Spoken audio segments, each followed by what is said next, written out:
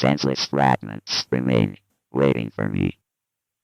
Flickering lights dance eternally in pools of his blood. One by one I saw them, his family and his friends.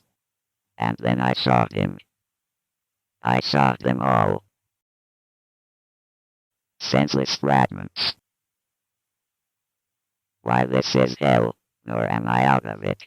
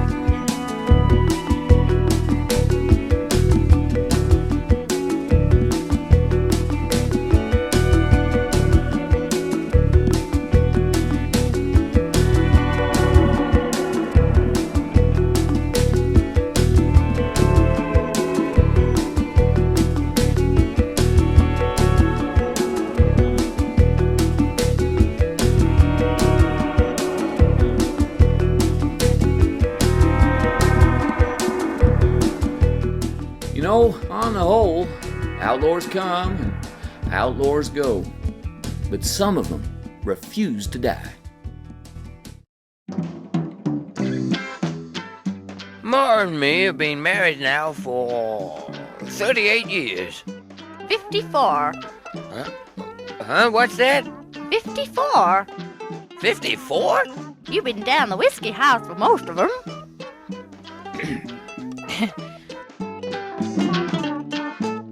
But she was a beautiful woman when I married her. When I kissed her cheek, it felt like blessing a cliff. Good looks rubbed off on the sun, too. He smells like new binoculars. His eyes emit olive and violet reflections.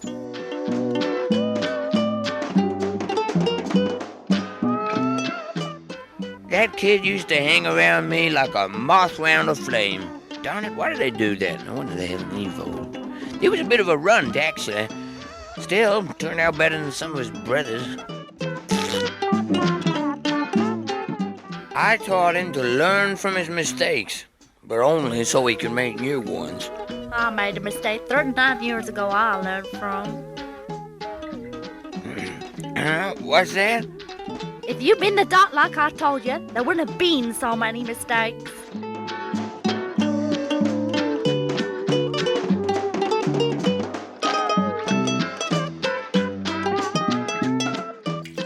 He learned to open beer bottles with his teeth, which I found impressive. I could only do cans.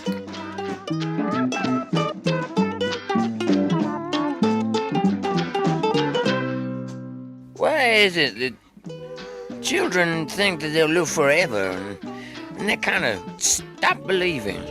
Damn fool ideas.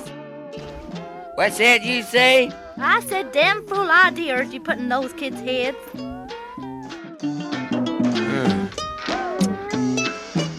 Dagnabbit.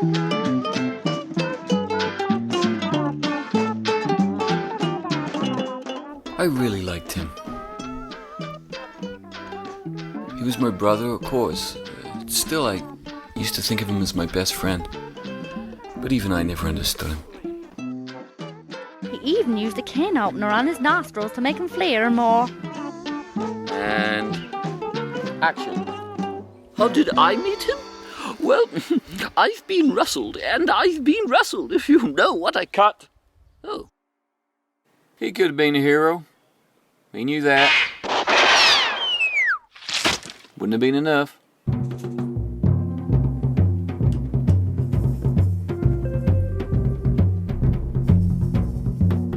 My body is a temple, and you're standing on the steps. Every day I blew a secret, noiseless kiss to her near translucent cheek. Her body was a tequila lime pie. Oh, one slice would have been enough for me. Worship me, you caveman.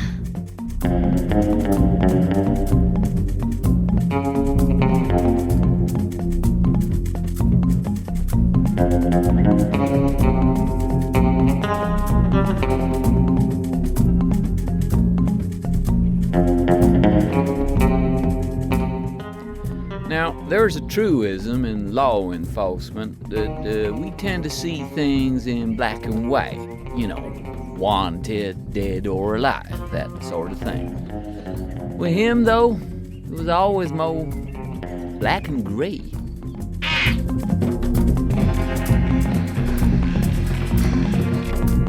Stay out.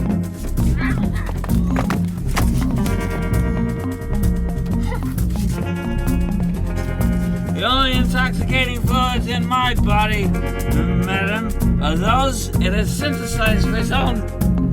Good morning, Sheriff. Good morning, Blotto. I see you haven't peed in your hat yet.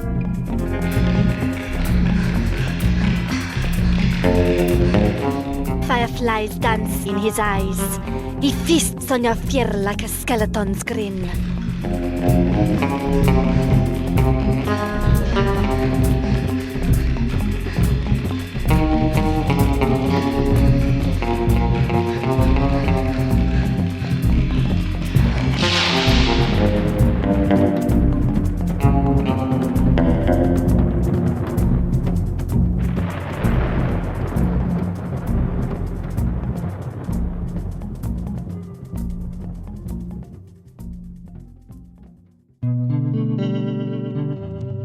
Every scream, every shudder you thought you'd bottled up, he'd come along and uncork it.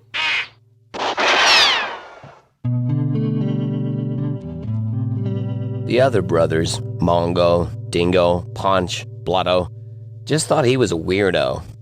I knew otherwise and would frequently invite him over for Chilean mezcal. Tequila slammers helped prepare the mind for his somewhat radical views and even more radical actions, tales of which he would relate with increasing gusto as each successive tequila and tonic tickled his tonsils and sullied his bloodstream, brain-bound. Out of all of us, he was the only true outlaw, who only once got caught. I often wondered if that luck was the wage packet of an immortal and infamous employer.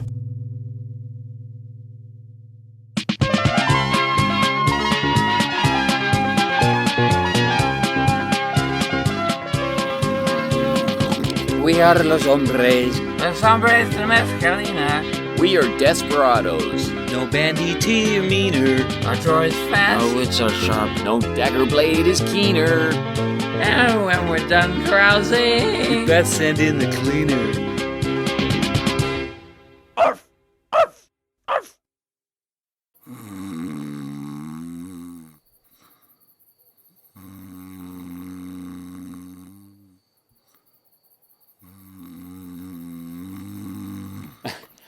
Yeah, that was our song.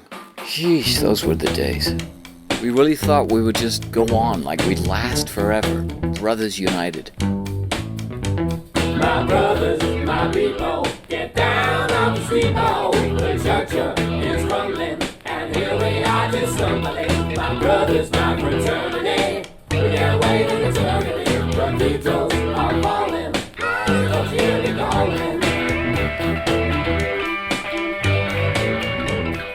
I guess we thought we were immortal or something. It's not funny. We don't talk anymore.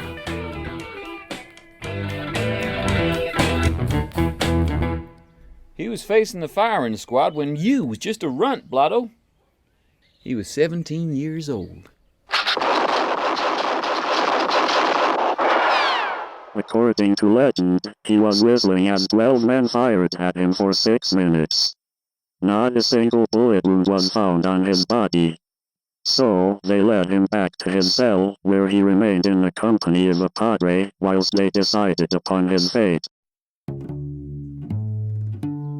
I was called in to administer the last rites.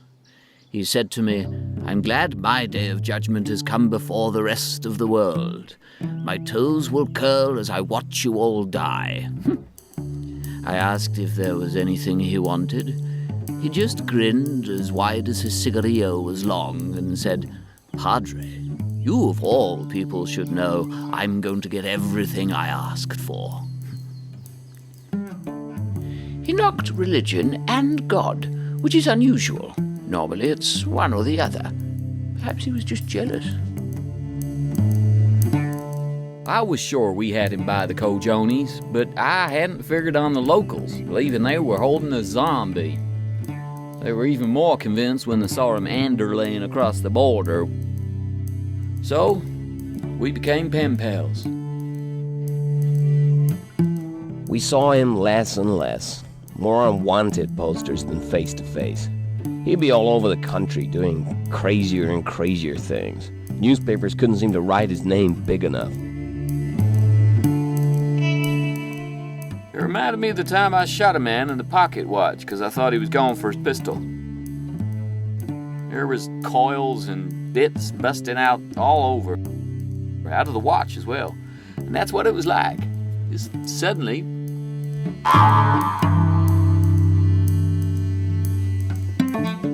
I don't think he ever forgave me for falling in love with his brother. It upset him rather a lot.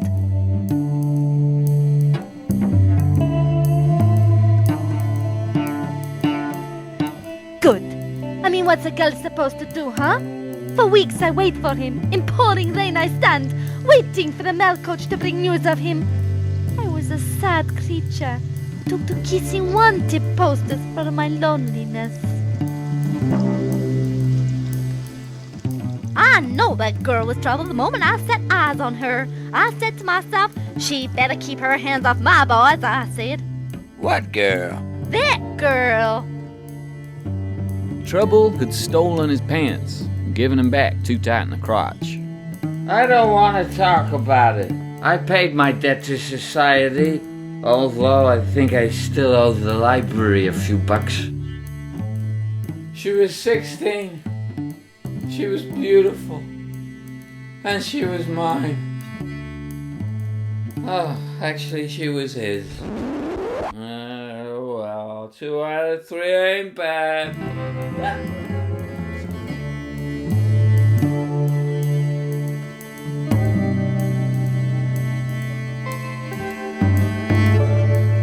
It's unpleasant enough to suddenly find yourself in a town full of people who want you dead, but worse still by far to be loved by someone who wants to kill you. He went doolally for a while, shooting up half the county, but it must have drawn a big question mark in his head, 'cause he didn't harm a hair on either of theirs. That really got her goat. It sure screwed up young Blotto here. Nope. Instead, he stepped out alone into the desert. 3.5 months came and went. Nothing. Not a sign of him. Then one evening, we were all sat out in the veranda when this dead vulture came spinning out of the sky, crashed into the water butt with a buckskin book nailed to its head. The Black Book.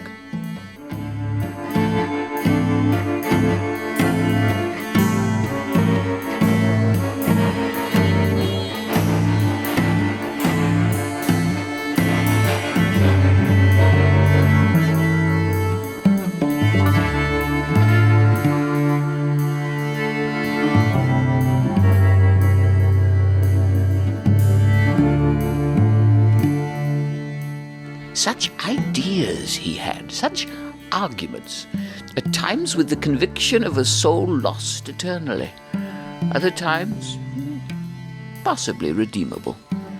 I left a Bible in his cell, which he later used to slam a guard's penis in.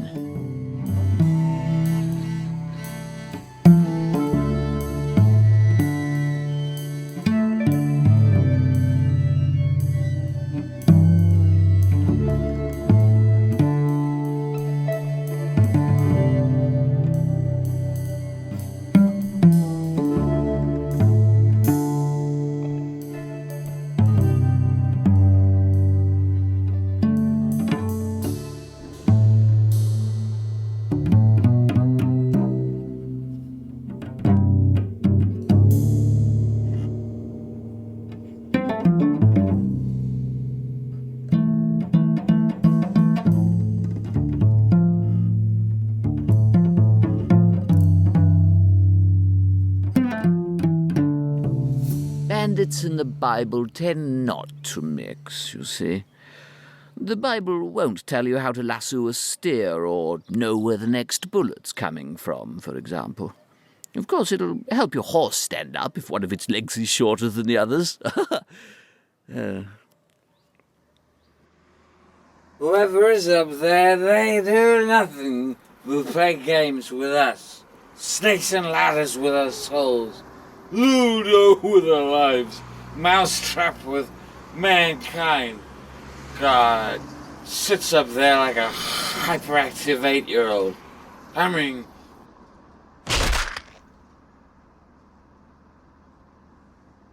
Pegs in holes, men into destinies. And with my brother, games. Nothing but stupid games. We found him in the desert, all stretched out on the sand like icing on a cake. He was starting to slip away. Lolita put her arms around him and held him up, crying, "Wake up! Wake up!"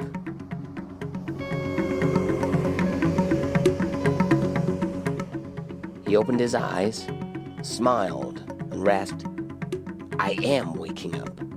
It is reality into which I am slipping. And you, señorita, you are the dream." He didn't come drinking with me no more. And that's when I hid the bottle. The other one. Another bottle here, please.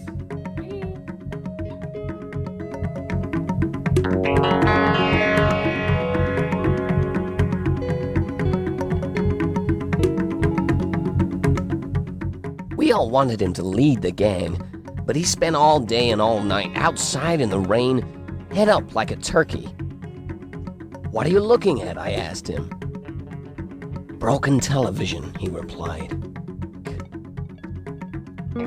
Fate, man. Bust around his head like flies around a gringo's ass. For example, before the train robbery, we were in the cantina, and he suddenly drew his gun and shot a full bottle of tequila, so calm, like it had already happened, you know? We all just stared as this beautiful golden fluid trickled busily about the splinters of glass and spattered onto the sawdust. And then someone said, "Let's go rob this train before somebody else does."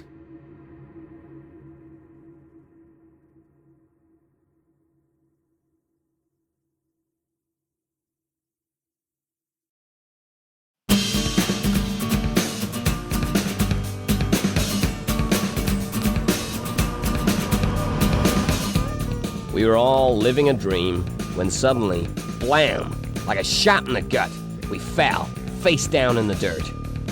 Back in the real world. So you say.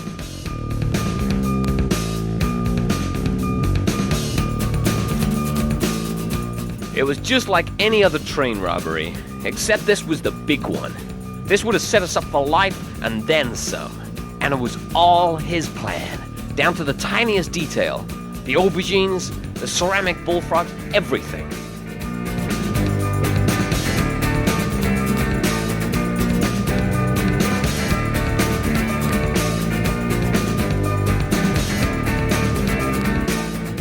So is this like the talkies? I ain't never been to a motion picture theater. Saw a flickety-book of a naked lady at the fair once. I don't have to take my clothes off, do I? Glad I had a haircut yesterday. We were up in the Sierra Madre. As I recall, it was real beautiful early morning. The air was still fresh and cool. We were picking up steam and heading into the shadow when a glint caught my eye. Heck, I looked up, saw 4 of them in the rocks. There was George Michael on bazooka.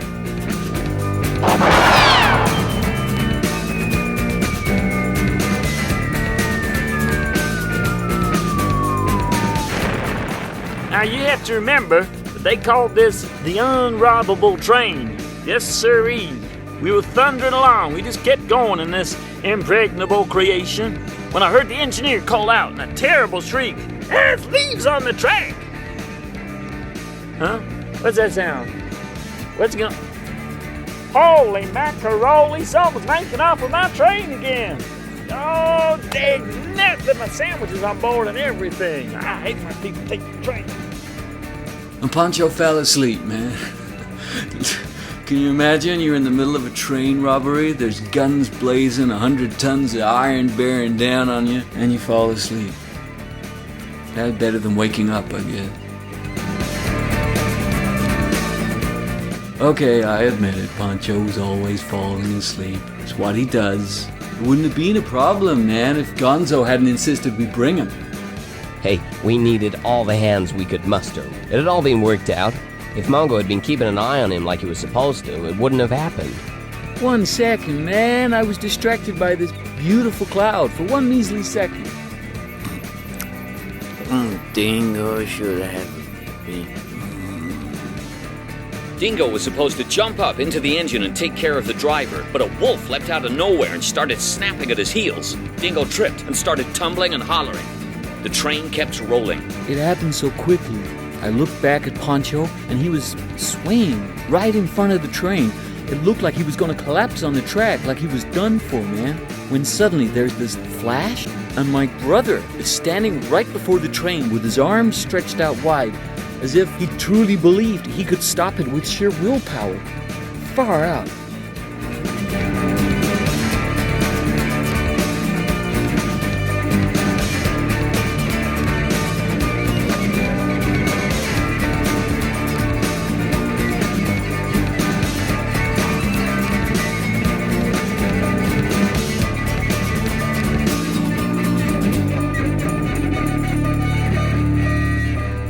The sheriff soon got wind of it. This time, he said, that varmint has bitten off more than he can chew. But the only teeth were the ones in Dingo's leg.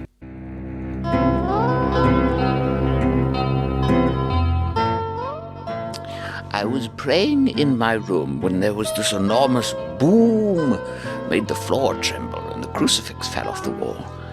And when I looked outside, the sky beyond the mountains was the color of thin blood, like the blood of a tortured man.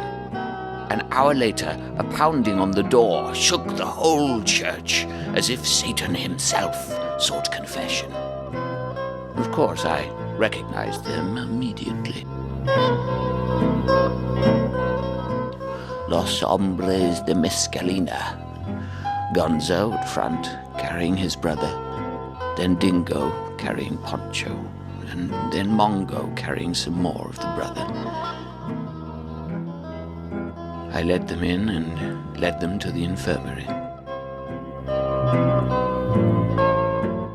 We'd been expecting one hell of a fight, even though we knew their leader was down, so I'd rounded up a posse of 50 men. But when we came into the chapel, not a word was said. Those boys didn't raise a hand, not even an eye.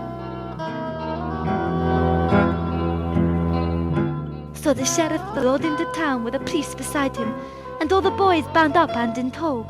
Everybody just stood silently, staring. "Where is he?" I cried. "What have you done with him?" The padre pulled me aside. I need a box. Said the sheriff to the undertaker. A thin one should do it. Oh man, she cried so much her eyes looked like strips of jerky. We rode back to the church, but he was gone. This corpse had flown. What a cadaver!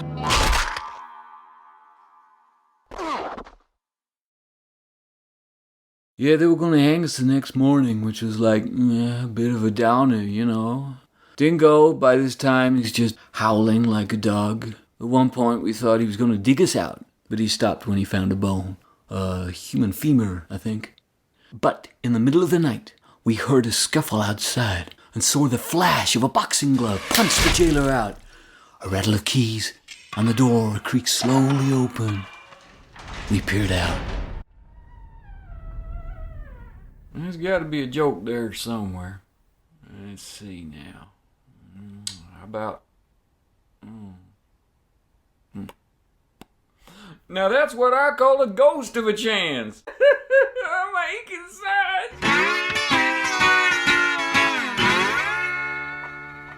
He told me a riddle just before we left to rob the train. Two men are out riding. One guy says, "Where did we get these horses?" And the other says, "What horses?"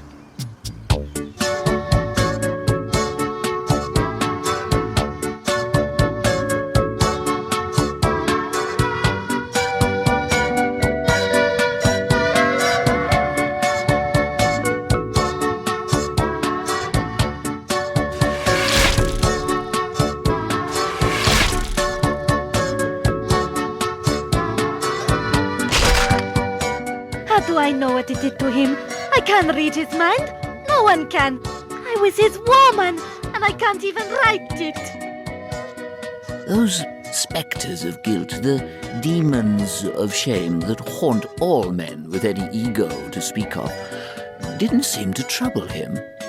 Not because he was without guilt or shame or ego. Nothing gets to him. Nothing. Perhaps in his dreams.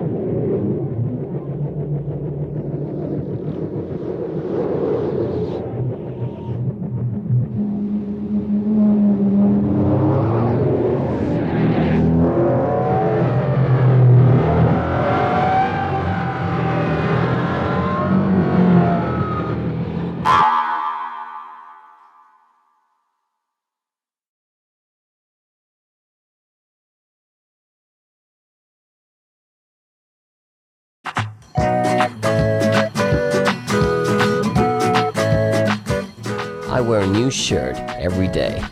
If I could, I would have it woven onto my back.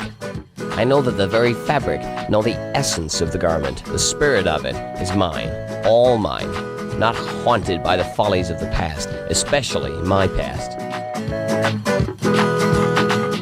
I like to wear old clothes because I can read how the past is shaping. I'll take refuge in the safety of the past like anybody else, as opposed to the unknown of the future, say a shiny new pair of shoes. But now you come along.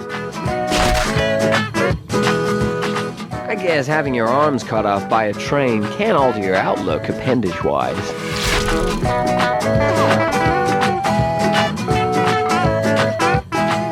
The more he tried to cover his tracks, the more footprints he left behind. I knew I would find him in the end. You cannot outrun destiny.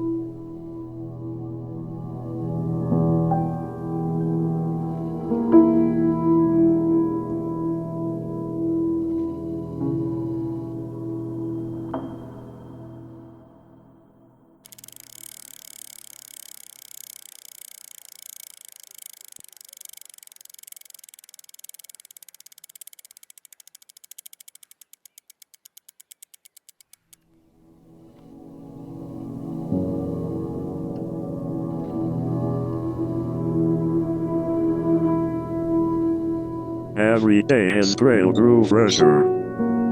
Every day I got closer. One by one I shot them, his family and his friends. Now they are gone. Only he and I remain. Senseless fragments. If you think you can make sense of it all, good luck to you. But if you ever do find him, it'll be because he wants you to. You tell him I'm sorry. Thank you, Blotto, I will. Listen, there was one thing I wanted to ask you before. No!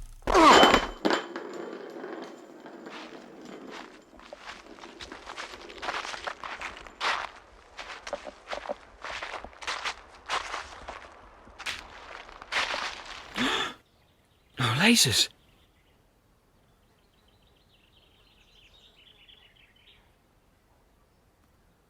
Daddy? Dad?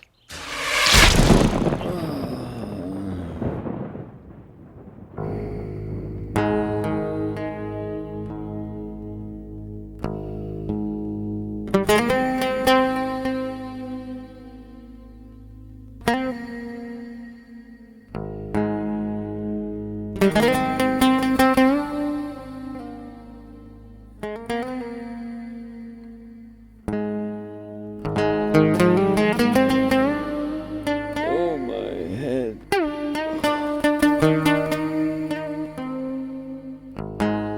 You can hit me all you want. I'm still gonna shoot you.